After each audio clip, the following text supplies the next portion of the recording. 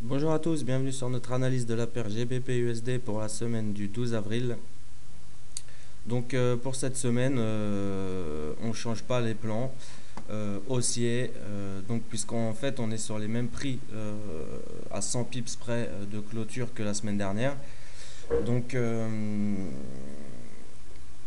on ne change pas les plans, comme je disais. On essaiera de rentrer à l'achat sur le breakout des 1,5380 avec comme cible 1,5550, 1,57 et 1,58. J'envisage pas de retournement pour le moment, mais bon, c'est la journée de demain qui nous le dira. Si on a un retournement, on ira chercher tout simplement les 1,51, 1,50 et 1,4850 au cas où on est un triple bottom, sait-on jamais, ça peut arriver. Donc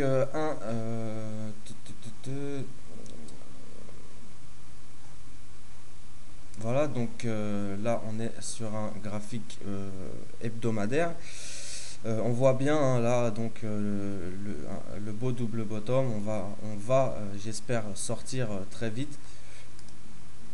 En daily, voilà notre double bottom. Alors, ce qui est très très intéressant, c'est que là, cette semaine, on a confirmé la dynamique haussière, puisqu'on a formé un support ici qui a été retesté trois fois de suite, infranchissable. Et de ce support, on a continué la hausse sur un breakout des 1,5380 qu'on a franchi. Hein.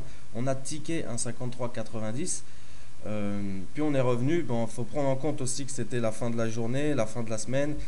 Euh, donc voilà, le mouvement n'a pas été suivi, mais on a franchi cette zone. Euh, donc moi, je reste confiant à la hausse pour la semaine prochaine. Donc on va aller chercher les 1,5550. Donc le dernier point de breakout avant de former notre figure de retournement. 1,57. On verra après pourquoi 1,57 alors que ici on voit qu'il n'y a rien de précis vraiment. Et donc 1,58 qui correspond au 61% de Fibonacci et certainement d'ici la fin de la semaine au contact de la trendline.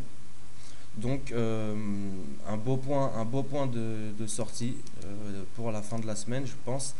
1,57, pourquoi 1,57 il faut prendre un peu de recul en fait. Voilà, là on était sur un graphique donc journalier. Si on se met sur un graphique mensuel, on voit que, ben, vous voyez pas tout, mais là on a la crise, là on a un retracement.